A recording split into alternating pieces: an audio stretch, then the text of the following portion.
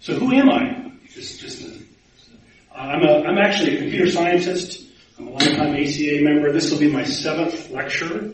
And, my credentials is that I'm a hard-boiled atheist who's not an expert on the topic of abortion, but I have looked at it. And, even though I'm maybe 3 steps removed being an older gay man, if I can see problems with the abortion dialogue, then maybe everybody else can. And if I can empathize with women who are pregnant and don't want to be, maybe everybody else can. For the record, I think reducing abortion is a worthwhile goal, worthy goal, but maybe lower priority than a lot of other things. And I think that the U.S. should be imitating other countries that have low abortion rates with having good sex education and access to contraceptives and these sorts of things. So that's kind of my position, but that's really not what I'm talking about.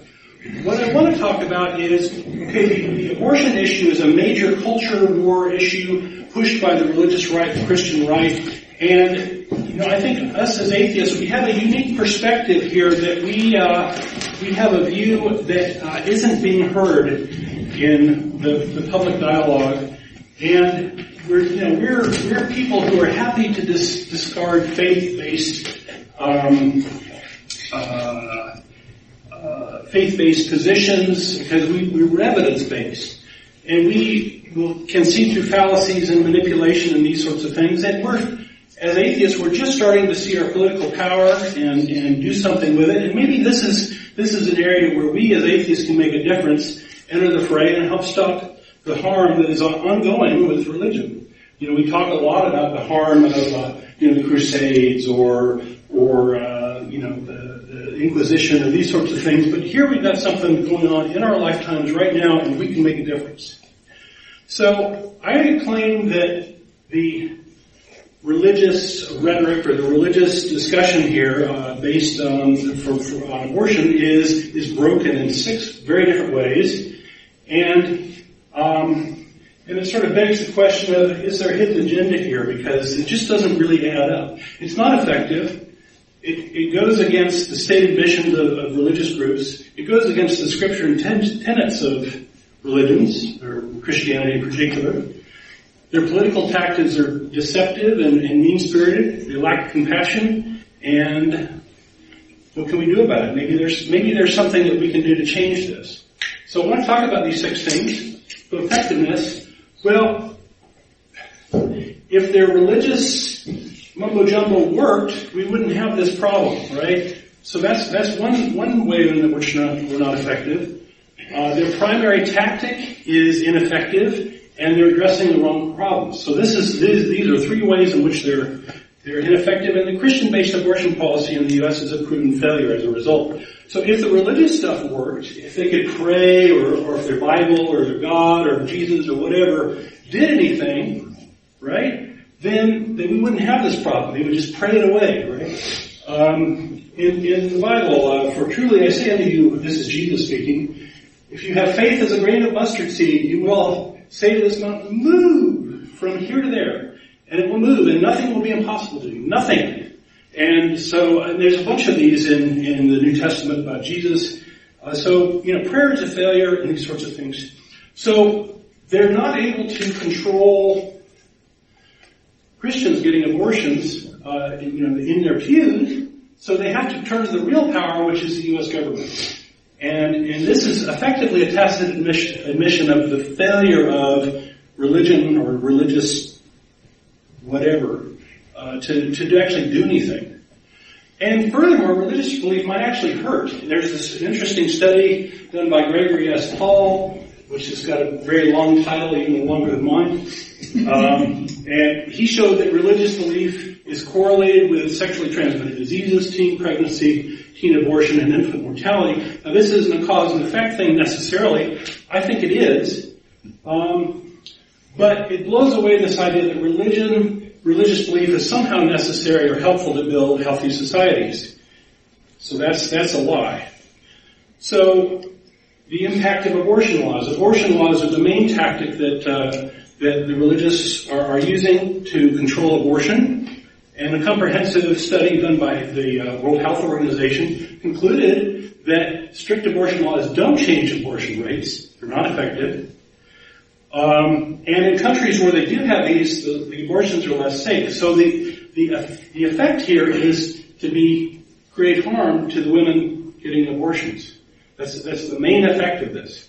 And the study suggested that the availability of contraceptives did reduce abortion rates. Big surprise.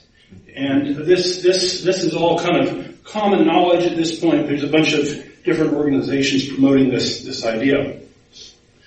So Christian-based abortion policies are focusing on perhaps increasing sexual ignorance through restriction of sex education, patriarchal control. Man controls the sex acts in the bedroom, uncontrolled reproduction as a result. No, contraception shouldn't be used. So that sort of mindset. And women are going to take care of the babies. That's the kind of idea. And they've been focusing on limiting the procedure of abortion, but not the reasons why, which we'll get to. So Christian-based abortion policies are not effective. They increase unintended pregnancies. They don't reduce abortion, and they don't address the bigger picture of child welfare, the women's health and well-being, poverty reduction, these sorts of things. So the Western European countries have largely solved this problem, right? We can look at countries in Europe and say, hey, they've got low abortion rates. They're taking care of the babies and these sorts of things that are being born, and we could emulate those countries. So the next thing where we got problems is the stated mission of pro-life groups or whatever. They say, well, human life is sacred, or they are talking about pro-life. They say they want to reduce abortions and they want to help the poor. Religions are in the business supposedly of helping the poor. That's supposedly one of the reasons why we give them tax breaks for churches. Well, let's talk about human life as sacred. Well, if you look at the Bible really is a genocide manual, and these two passages in the Bible are perhaps a cause of hundreds of millions of deaths in history. And is human life sacred if that's the what's written in your Bible, and that's what you're doing? Well, and also not before 1945. Before this time, persecution of Jews was kind of the thing that Christians did, and it goes way back until the time when Christians rose to power and could start to do that. So it's not just Hitler; it goes back to Martin Luther and back all the way. And even if you're just a believer, you believe the human body is just a container that the soul lives in, and the whole purpose of the soul is to get out and go to heaven. So how can you value human life if this is the whole purpose of the body is to release the soul? So the mission of reducing abortions, some of this is going to get a tad repetitive, but the focus really is on eliminating the abortion procedure and not the causes. Well, one of the primary causes is unwanted pregnancy. Well, are they addressing the pregnancy part? Are they addressing contraceptives or sex education? No. Are they addressing the wants of the child? No. Well, poverty is a major motivation for women seeking abortion. But if religions actually did anything about poverty, this gets back into their effectiveness, then this would be less of an issue, right? If there weren't poor people who couldn't take on more children. So instead you get these empty platitudes, oh, God will provide, go off and have a kid. So supposedly religions or Christianity is for helping the poor. This is one of the messages of Jesus. And but yet anti-abortion efforts target young vulnerable women and straddle them with children. And often they make the woman who might even just be college age or high school age, put them into poverty. They're now responsible for a child. They can't go after an education because Raising a child is a more urgent, more pressing need than getting an education. And so such women are left even more vulnerable, and even poorer. And so effectively these Christian-based abortion policies manufacture the poor. And that's wrong. That's the opposite of what they're claiming to do. The third mess up here is in Scripture. The Scripture really doesn't support the pro-life movement that well. You can dig around and find stuff, as Jeff D. calls the Bible as a book of multiple choice. So the only thing in the Bible that has anything remotely to do with abortion is in Exodus 21, and this is commandments from God. And this has to do with an accidental miscarriage, causing an accidental miscarriage. That's as close as you get. Now, you think God could buy a few words in the Bible, right? if he really cared about abortion. So there's some comments to be made about this. So basically, let's see.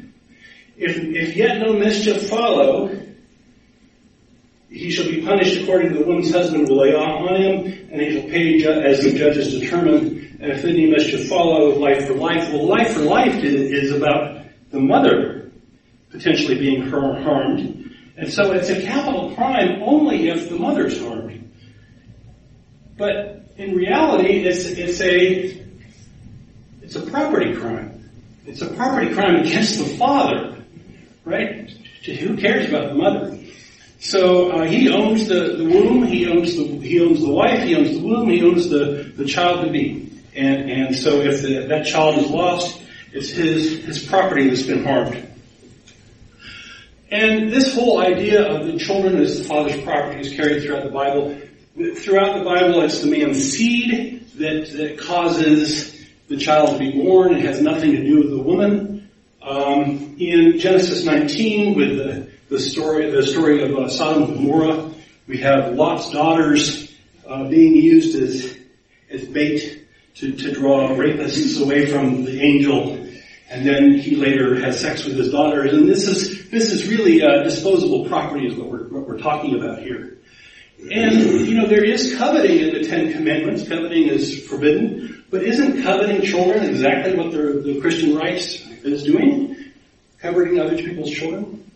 So what's the value of children in the Bible? Well, in Leviticus 27, God values children in monetary terms from 1 month to 5 years old, is according to their sex. Males are valued at 5 shekels and females at 3. A shekel is worth, I think, about $5 in today's terms. So, and what's more important here is that anything younger, any child younger, is valued to 0, nothing. In Numbers 3, God counts the people. So this is the count of what they're worth as far as a census, that sort of thing. Male children are counted at 1 month old or older, and females newborn fetuses 0. So there's the Bible. That's God in the Bible. Killing children, well, the Bible is a genocide manual. I've called it that a number of times. There's the flood story, where humanity is wiped out. There certainly had to have been children and infants and fetuses killed there. God's doing that. There's a commandment to stone your disobedient children to death if they're giving you trouble. There's a number of places where God commands violence against various tribes and things, and Numbers 31 is one of the worst ones. And in Psalms, happy shall he be that takes and dashes your little ones against the stones, and this is kind of the joy of killing your enemy, the Babylonians. So there's lots of this in the Bible. And even the special children like Abraham and Isaac, yes, Isaac wasn't killed, but there was a command to do so. And Abraham would have done it. So that was, he appropriately feared God, and that was what he was praised for. A lesser known story, Jephthah sacrificed his daughter in Judges on a bet with God. And Jesus was killed. Jesus, the Son of God, is killed, right? So even Jesus, killing the innocent is apparently a godly thing. It's what we do. So And in torture of the innocent human. So the stain of original sin is something that is brought up in the New Testament. It's sort of the explanation for the fall of man is that man is in a state of sin. Just even being human is a problem there. And so by the logic here is that miscarriages, unimplanted embryos, and aborted fetuses all suffer internal torment based on the doctrine. And this is something that I think if you want to go after the religion here, this is something you can do. But you'll often hear people equivocate and say, oh, well, children go to heaven, right? Because they can't bear the thought of having embryos tortured, these sorts of things. And so, and if that's true, then Andrea Yates, who famously killed her 5 children to send them to heaven, was theologically correct. And that's an uncomfortable thing for people to swallow as well. So either way, you get a problem, right? You get a God that's going to torture the innocent, or you're going to end up with abortion's a good thing, and you should do it. You should go out and kill children. Okay, so what about political tactics? This is more of the culture war thing. I think that all of these are disingenuous, and there's probably more that we can go through here. But I think that the framing is one area where the religious right has been very astute and done a good job of framing the issue in a way that makes it beneficial to them. They've come up with a lot of abortion laws and restrictions. It's a very timely thing that this is happening even in Texas this week, or this month. And they have messed up our ability to get contraceptives. They've gotten in the way and slowed that down as best they can. So again, we're using the government to do what God and churches cannot. So framing. Well, even the whole phrase pro-life, if you're against pro-life, well, either you're pro-death or anti-life, right? So you're definitely on the wrong side. So it's a brilliantly framed issue, I think. The fetus, as far as the roles here, is this innocent lamb of God or an arrow of God, and fetal suffering becomes torture porn. You're gonna see pictures of aborted fetuses and how awful that is, and how tiny and vulnerable and sweet they are, and these sorts of things. And yes. There might be suffering there, but I think it's overblown, and I think that suffering can be abated in the abortion procedure. But I think that this is a big distraction. But I think the important thing to take out of this is that the child is seen as a means to an end, right? An arrow of God, somebody that could be used to aid and abet God's will or whatever. And I think that this is kind of a key into the thinking here. Of why they're interested in these babies, or these unborn. So the woman in this case is immoral or misguided, or maybe if she was raped, she was deserving, which is kind of a sad thing.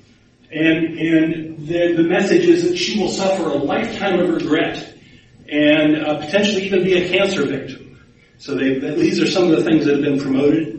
So this immoral spin has backfired a little bit. Well, if the mother to be is immoral and incapable of making moral decisions, then how good a mother is she going to be, right? So that's a problem with that sort of argument. And any actual regret a woman might feel, I think, is fueled by the movement here of the victimization or of the guilt that this movement is putting on here. And the role of family planning is really just an industry. It's a business, and it's against God's will. These are the sorts of mindsets that you see. But the real industry, I think, is the churches. Missing from the framing is a woman's right not to bear, medical conditions and concerns for the fetal health or the woman's health, the potential risks of childbirth, which are not small. There's an awesome responsibility of having and raising a child. None of this is ever discussed in this dialogue, and that's a shame. On the topic of abortion laws and restrictions, there's a whole lot of things going on. There's legal restrictions as far as when you can have abortions, restrictions on the type of procedures that can be used, more hoops to go through, waiting periods, these sorts of things, mandatory counseling, ultrasound, probes and doctor's visits, and the doctors have to be certified a certain way, and you have to go back multiple times, and all this. And all of this is to discourage and to put more obstacles and possibly get you past these times when you can have an abortion. Another big strategy is to defund Planned Parenthood, and with the argument that, money is fungible. Any money we give to Planned Parenthood is going to go to abortions. Well, if that's true, any tax breaks we give to the Catholics go to molesting boys, right? Okay, so that's a pretty awful argument. So ironically, Planned Parenthood and Planned Parenthood in the lowercase prevents abortions, right? Family planning prevents abortions. And that's something that gets lost in the shuffle here. And it is the case that no federal dollars fund abortions except in the case of rape and incest.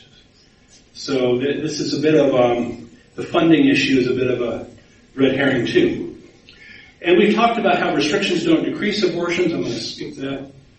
The contraceptive issue is a pretty big tangent where, but it's relevant here in the sense that, here we have the Christians are also actively trying to sabotage people's access to and use of contraceptives in education. For example, they're removing contraceptive info from the Texas textbooks, except to maybe talk about how the failure rates of various types of contraceptives are. We've had a big push for abstinence-only sex education in recent years, and that's a proven failure, I think, at this point. And this idea of characterizing the implantation or preventing implantation as abortion. So Plan B becomes the abortion pill, these sorts of things. Contraceptive availability, we're still struggling with some of this. Finally, Plan B is available. Over-the-counter pill is not yet available. And there's a lot of debate going on about the health care coverage of contraceptives with, not surprisingly, the Catholic Church on one side and women on the other. Lack of compassion is another area. Well, if you're doing the right thing, why do you have to be a dick about it? Okay? But what we have here is we have the manipulation of women, we have a mischaracterization of rape, and a very punitive approach. Manipulating women, there's a lot of guilt measures going on about the ultrasound and heartbeat. It's, baby pictures. How can you destroy your baby? These sorts of things. And these go on at places like crisis pregnancy centers, where the main purpose is to manipulate the woman into not having an abortion. And these places are really kind of a honeypot of some sort in the computer science sense, where it's a place where you're going to get people to come and you're going to confuse them and you're going to manipulate them and you're going to delay their potential decision and these sorts of things. And we're giving tax dollars to these crisis pregnancy centers, I think their main goal is to misinform and to manipulate people, and this is a problem. Now, by contrast, the government does not go out of its way to provide information on the risks or costs associated with childbirth. You just don't see that, especially not these places. The mischaracterization of rape, I think, is something that is just mean-spirited. And you get phrases like legitimate rape versus illegitimate rape, or pregnancy doesn't result from rape. And these are all quotes that have come out of the news lately. And slut-shaming, these sorts of things. So, as a rule, women don't have full control over the sex act. They might be used, they might be manipulated into having sex, these sorts of things. Even under the best of circumstances, contraceptives don't work 100%. What we end up with is a real punitive approach here that abortion restrictions, their main purpose seem to be to cause harm to the women, and not reducing the abortions. And historically, this is kind of in keeping with the idea that childbirth should be painful. And this quote in Genesis, where God is scolding Eve for giving Adam the apple, that she's meant to have pain and sorrow during conception and childbirth, and this is something that has historically caused men not to care about the pain involved in childbirth. We also see, as part of the larger punitive approach of eroding public support for indigent pre- and postnatal care, we've seen this in Texas with the erosion of the Texas Women's Health Program, where Rick Perry and friends have effectively sabotaged a lot of the funding to that. We see underfunding of programs like the Women's Infants and Children that provide food assistance to women who have young children. Head Start, which helps them a little bit later as they're going to school, and the food stamp programs. So, given all these things that are wrong, all these things that are backwards and strange and don't really fit with the stated mission and these sorts of things of the religious groups, I think that what we really have is a hidden agenda here. I've heard people say that they're not pro-life, they're really pro-birth. And they don't care about what happens to the baby after birth so much. You don't hear much concern about that from the religious groups. I think that this is because God isn't able to make babies. They can pray all they want, no babies are going to come out, right? No babies are going to appear magically from prayer or these sorts of things. So they have to harness the magic that is the woman's reproductive machinery to do this. And then, they recognize, I think, that a woman who doesn't want a child, this potential child is at great risk. and gee, if they can just get that child born, mama's hormones are going to kick in, and she's going to protect that child, take care of that child as best she can. And I think there's an irony here that although the religious folks tend to discard the idea of evolution, there's evolution at work right there. If that didn't happen, then we wouldn't be quite so strong as a species, I think.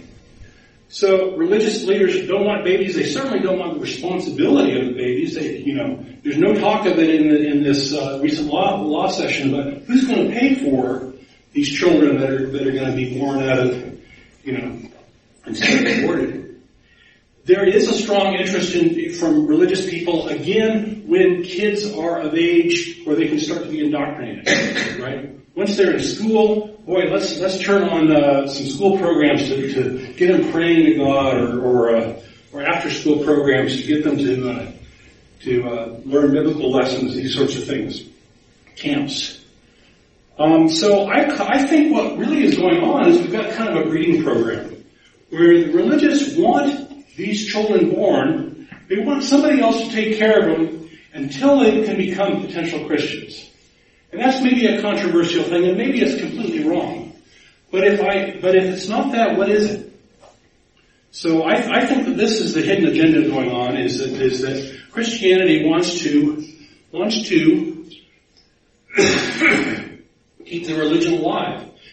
And if they do so by creating poor and ignorant people, that's not a problem, because they have all the machinery set up to manipulate poor and ignorant people, right? Suffering can be spun. God's plan is for you to suffer, blah, blah, blah. Or they're more likely to manipulate people into having faith.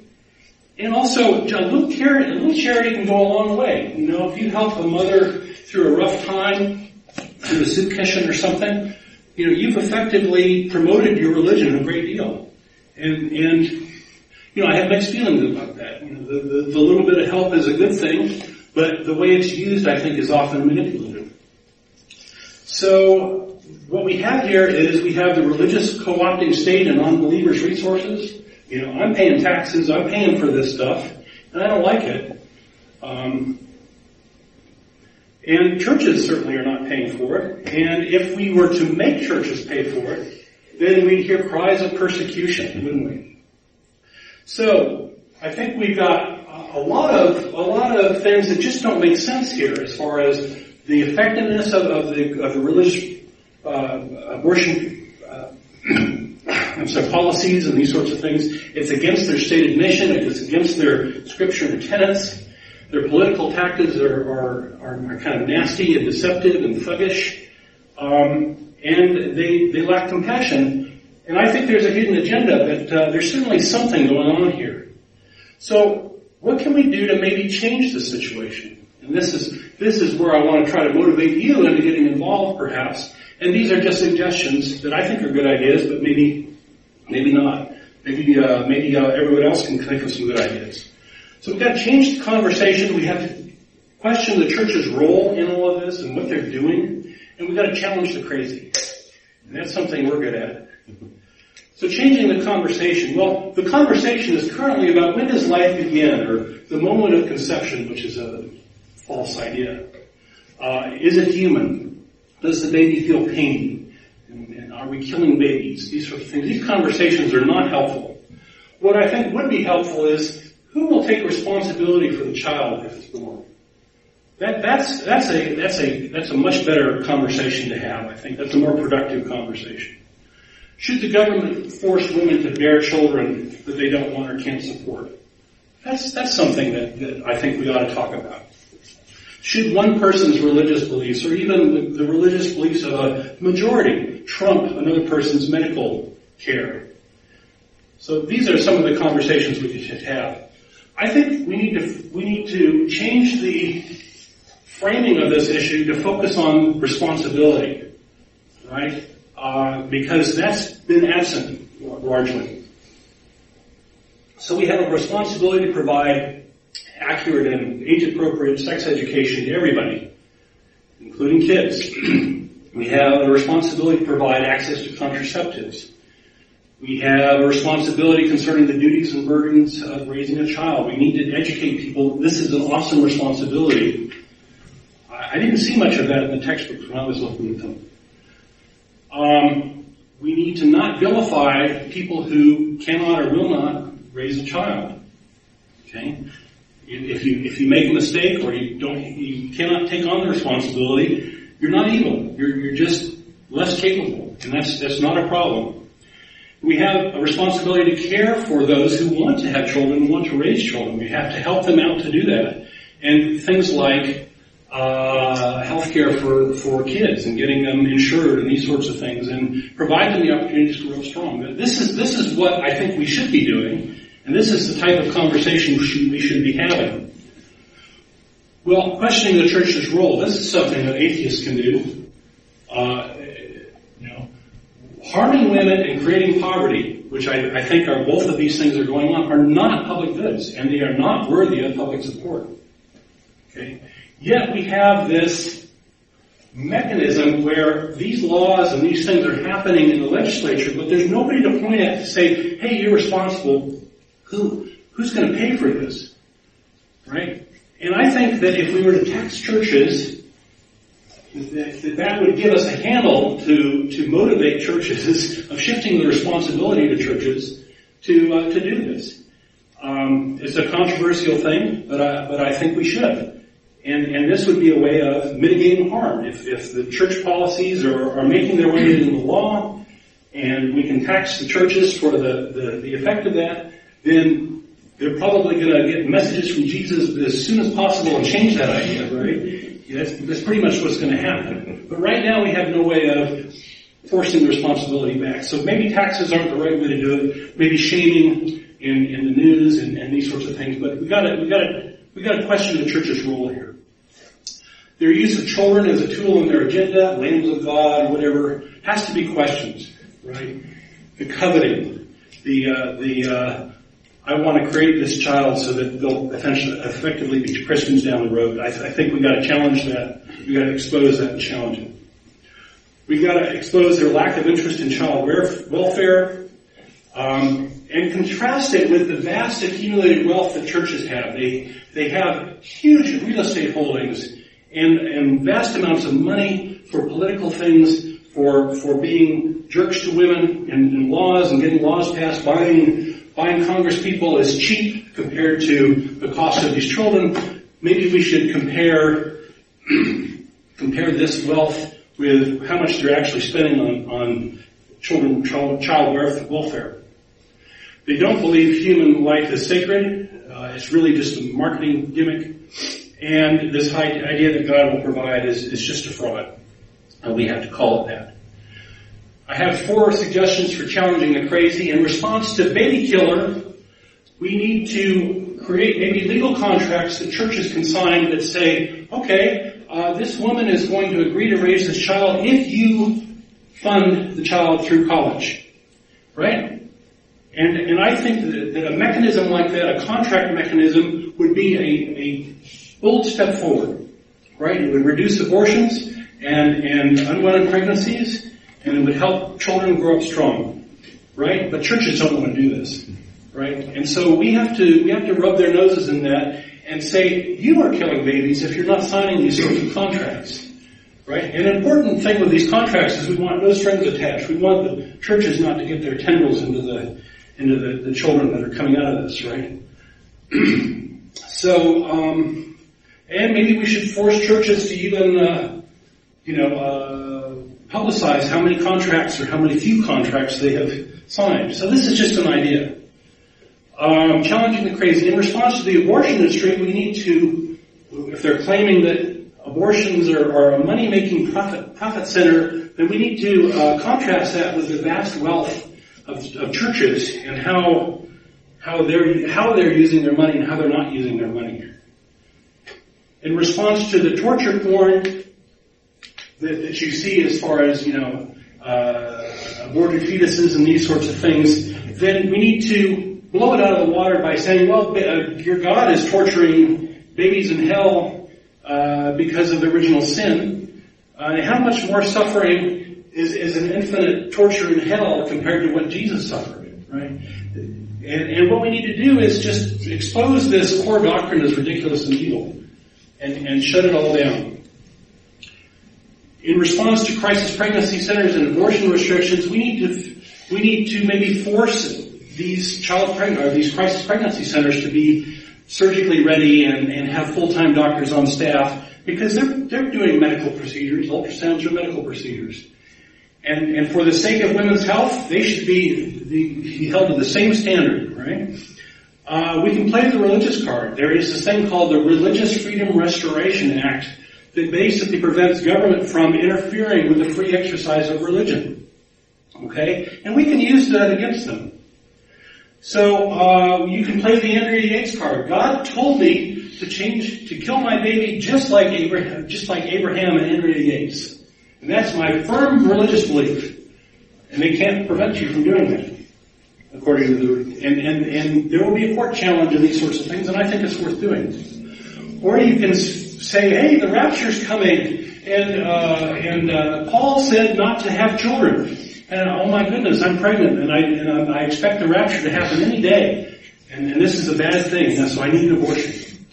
Or if you're an atheist, you can take a look at one of our position statements on our website and say, hey, this is my firm religious belief that individual sovereignty allows me to make this decision. So, we have the Christian anti-abortion movement is broken in many different ways. People are being harmed, and yet we have the religious right dominating this conversation. Atheists have the ability, I think, and perspective to challenge it and to change the dialogue, challenge the crazy, and make things better. Thank you.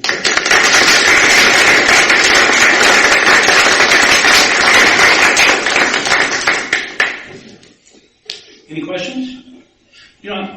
Shelley.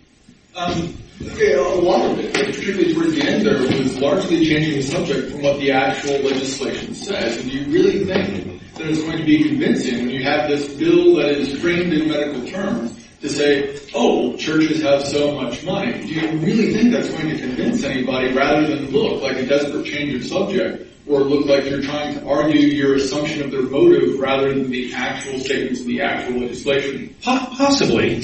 And I think we saw some of both sides play out in the recent case of the 20-week fetal pain thing, right? That the legislation was brought up as a fetal pain, and you're supposed to feel guilt and empathy towards these fetuses. But the real effect of it, the poison pill, was that all of these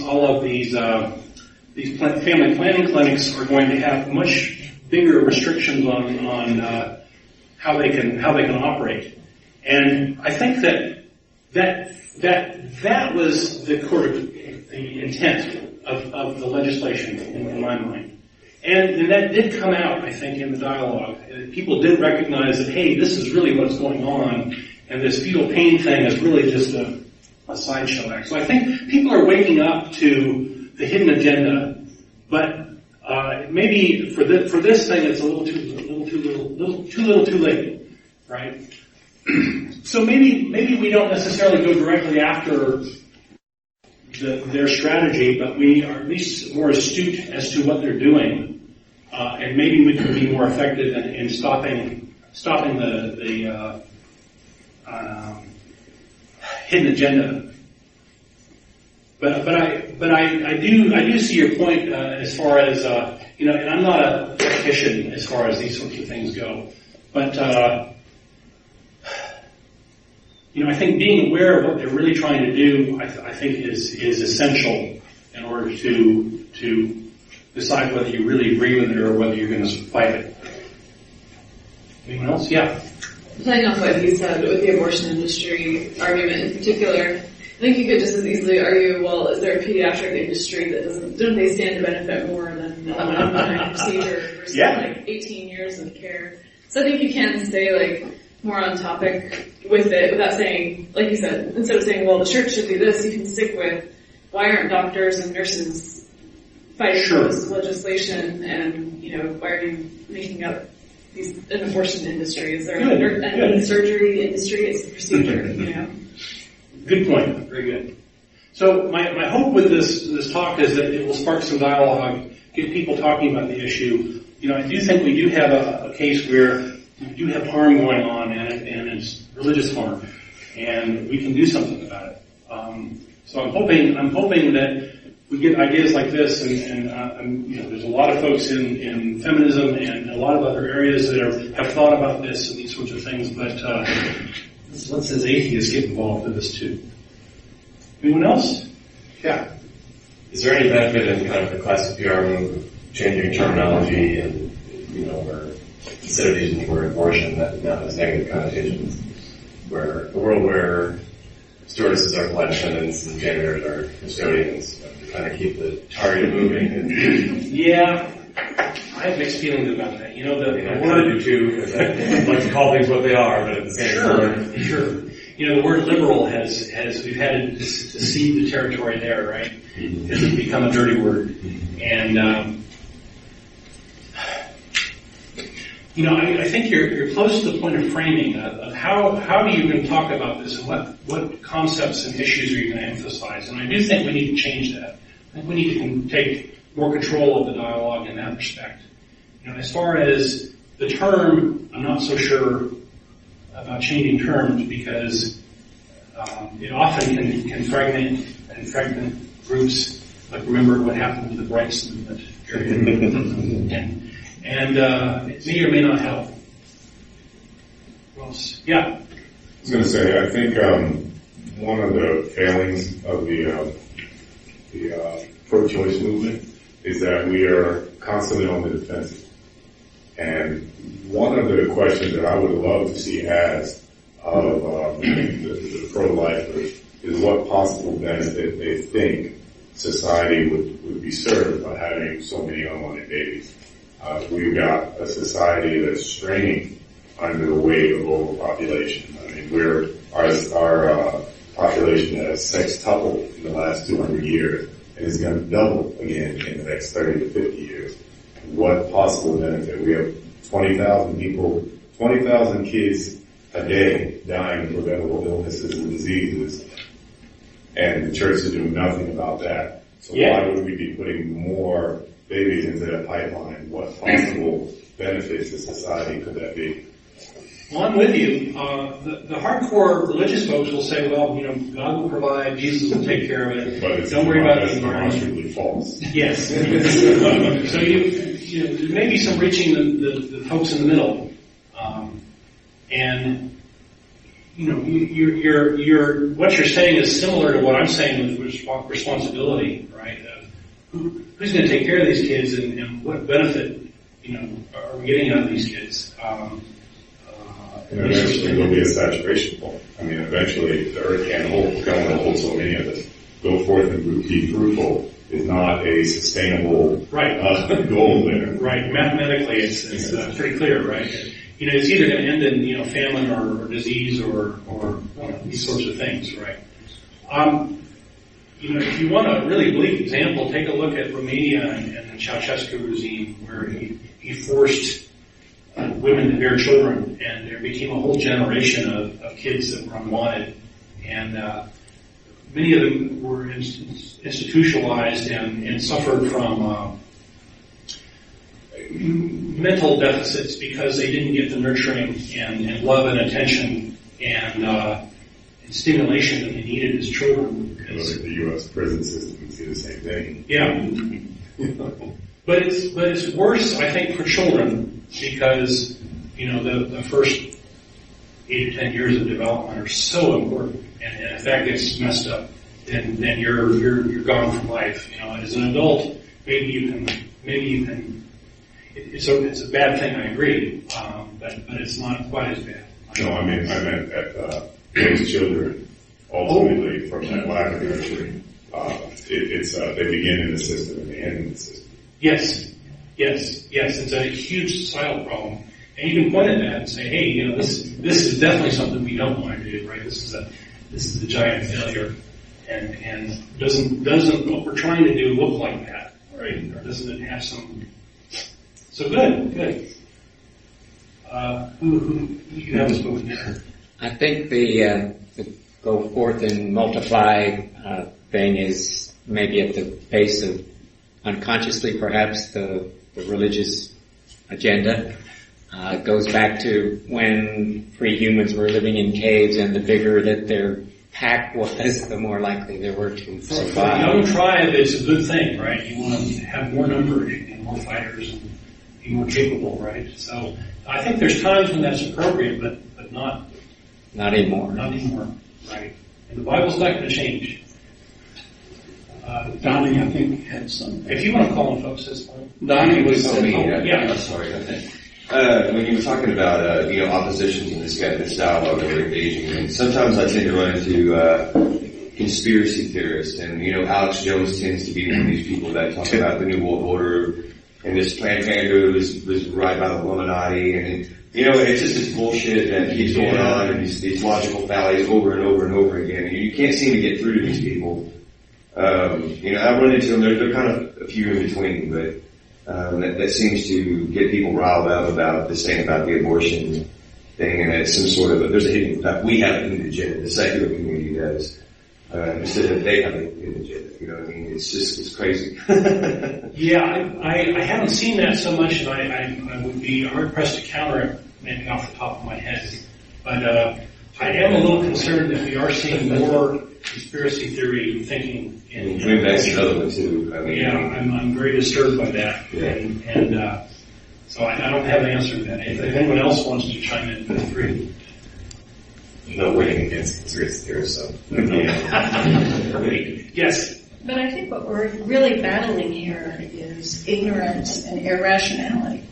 Because you can't have a logical conversation with someone who's deeply religious. Because there's some things that they always accept on faith, whereas science, you don't accept anything on faith. It has to be proven. And so that's the lack of win there, because they always revert to, it's because you don't have faith. Yeah. Yes. You can't reason somebody Yeah, out of you can't position. reason somebody out of position when the basic thing is lack of education. Well, I'm reading a book on moral thinking and how it tends to be intuitive, and reason is kind of the slave to it. But I'm not far enough into the book. But I think that maybe what we need to do is craft messages that appeal to a gut emotional level as well as the reason. And I think that can be perhaps a more effective technique than going by reason alone, because, as you say, I think most people actually don't come to their decision by reason. Mr. P. You touched a couple of times on the latent contradiction between babies' fetuses as innocent and as morally guilty because of original sin. This is a long-standing theme in Christian theology called infant damnation. Gets several rollicking pages in St. Clara Lewis's impudent novel Elmer Gantry. And I've been doing some reading on this. It seems to me that what should have been said in the Texas legislature was that instead of worrying about fetal pain, whether it exists at 20 weeks or not, they should have been calling for intrauterine baptism.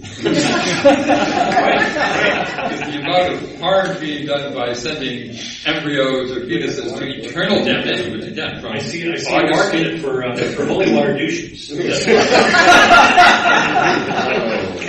They've already proved invasive procedures, so this is not a principled issue any longer.